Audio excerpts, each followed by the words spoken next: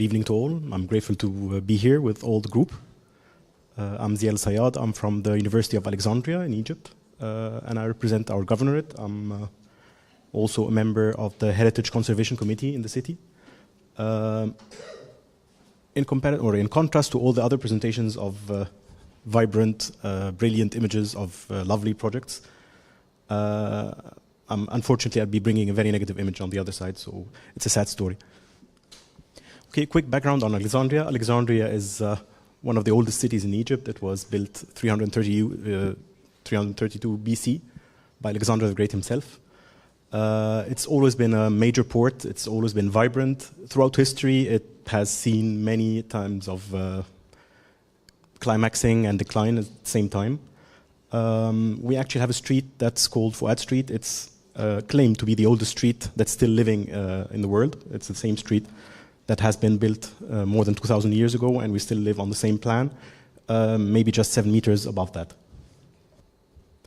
Alexandrian architecture has always been very rich because in the last century, actually, it has been a very cosmopolitan city.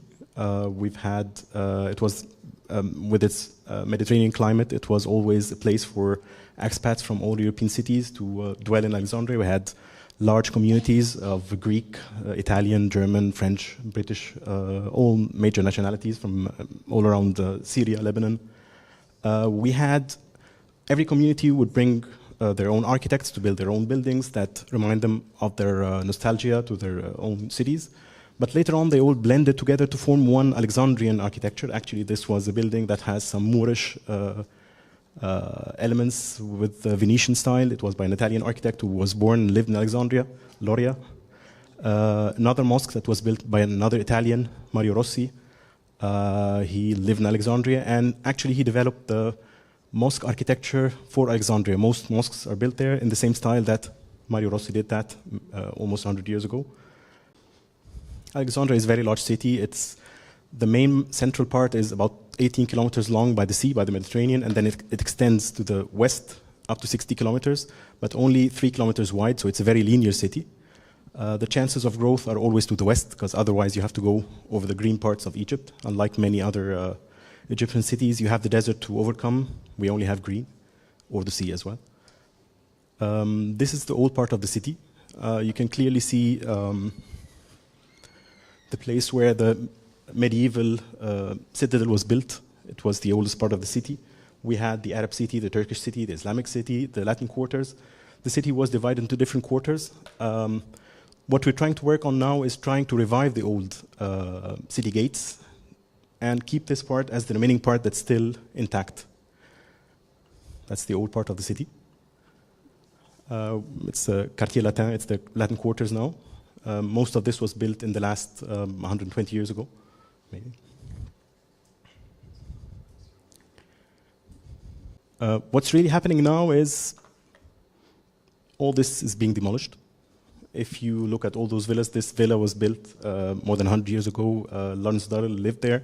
He wrote a famous novel, Alexandria Quartet. 2 years ago now. The other building was built by Auguste Perret. Auguste Perret is the father of reinforced concrete. Le Corbusier was trained in his office. And this villa was built by Auguste Perret, Villa Guillon, and it was also demolished. So what's happening now is people have no value for heritage buildings. We have heritage laws, we have heritage listings. It started in 2007. We had over 1,100 listed buildings. We lost maybe 150 in the last 10 years through different legal loopholes. We are currently, as the governorate, we're currently relisting things to try to get rid of the loopholes, but still we have a big problem that people do not appreciate the value of heritage buildings. To them, it's just the area of land multiplied by the price, so it's more valuable to bring this building down and build a residential building block. So what we are always trying to do is how to, it's actually my presentation is a question, it's not an answer, what to do to convey this to people. We have some good examples, maybe a bank. It was an old villa, Sorso Basha. It was adaptively reused as a bank. It's in good state. L'Ahram building, it's a newspaper building. It was a former residence, Palazino Aguillon. Another villa that was converted into a museum. Another one that was converted into a cultural place. But they are very rare examples. mostly were publicly led. Nothing was actually done by private sector yet. So that's the main problem. We are trying to convince people that adaptive reuse is the suggested strategy to promote such buildings. It's the only way to keep this valuable heritage alive.